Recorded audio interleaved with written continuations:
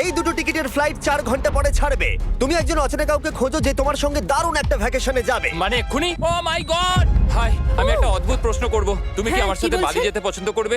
না। হাই, একটু শোনো না, তুমি কি আমার সাথে বালি যাবে? না। আমার একজনকে চাই যে আমার সাথে বালি যাবে। ফ্লাইটের আর কয়েক ঘন্টাই মাত্র বাকি আছে। আমার এখন তুমি কি test আমার সাথে আছে। একটা ভ্যাকেশনে যাবে?